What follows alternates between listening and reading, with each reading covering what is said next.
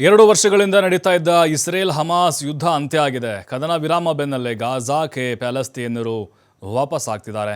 10,000ಕ್ಕೂ ಹೆಚ್ಚು ಪ್ಯಾಲೆಸ್ತೀನಿಯರು ಗಾಜಾ ಪಟ್ಟಿಯಲ್ಲಿ ತಮ್ಮ ಮನೆಗಳಿಗೆ ಜನರು ಹುಡುಕಾಡ್ತಾ ಇದ್ದಾರೆ. ಯಾಕಂದರೆ ಭಾಳ ಬದಲಾವಣೆ ಆಗಿದೆ. ಕಳೆದ ಒಂದೂವರೆ ವರ್ಷದಿಂದ ನಿರಂತರವಾಗಿ ಬಾಂಬ್ಗಳ ಸುರಿಮಳೆ, ಮಿಸೈಲ್ಗಳ ದಾಳಿ, ಅಟ್ಯಾಕ್ ಆಗ್ತಾನೆ ಇದೆ ಅಲ್ವಾ. ಹಾಗಾಗಿ ಜನ ಹುಡುಕಾಡ್ತಾ ಇದ್ದಾರೆ ಮನೆಯಲ್ಲಿ ಅಂಥೇಳಿ.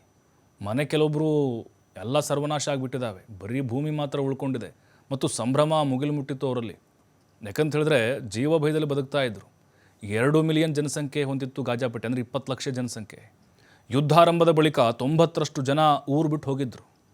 ಸದ್ಯ ಕಾಲ್ನಡಿಗೆಯಲ್ಲೇ ಸಹಸ್ರಾರು ಸಂಖ್ಯೆಯಲ್ಲಿ ಜನರು ವಾಪಸ್ ಬರ್ತಿದ್ದಾರೆ ತಮ್ಮ ತಾಯ್ನಾಡಿಗೆ.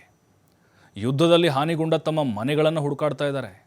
ಒಂದು ಶೀಟು ಕೂಡ ಸಿಗ್ತಾ ಇಲ್ಲ. ನಮ್ಮ ಮನೆ ಎಲ್ಲಿತ್ತು ಅನ್ನೋದು ಗೊತ್ತಾಗ್ತಾ ಇಲ್ಲ. ಸದ್ಯ ಶಾಂತಿ ಒಪ್ಪಂದ ಹಿನ್ನೆಲೆ ಸೇನೆ ಕೂಡ ವಾಪಸನ್ನು ಕರೆಸ್ಕೊಂಡಿದೆ ಇಸ್ರೇಲು. ಕದನ ವಿರಾಮ ಹಿನ್ನೆಲೆ ಸೋಮವಾರ ಒತ್ತೆಯಾಳುಗಳನ್ನು ಬಿಡುಗಡೆ ಮಾಡಲಾಗುತ್ತೆ. ಈಗ ಹಮಾಸ್ನವರು ಇಸ್ರೇಲಿಗರನ್ನು ಒತ್ತೆಯಾಳುಗಳಾಗಿ ಇಟ್ಕೊಂಡಿದ್ದಾರೆ. ಹಾಗಾಗಿ ಅವ್ರನ್ನೂ ಕೂಡ ಈಗ ಬಿಡುಗಡೆ ಮಾಡ್ತಾರೆ.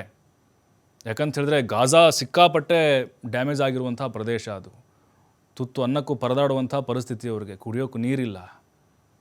ಬೇರೆ ಬೇರೆ ದೇಶಗಳು ನೆರವಿಗೆ ಹೋಗ್ತಾ ಇದ್ದಾವೆ. ಕಾರಣ ಇಸ್ರೇಲ್ ಮಾಡಿರುವಂಥ ನಿರಂತರ ದಾಳಿ.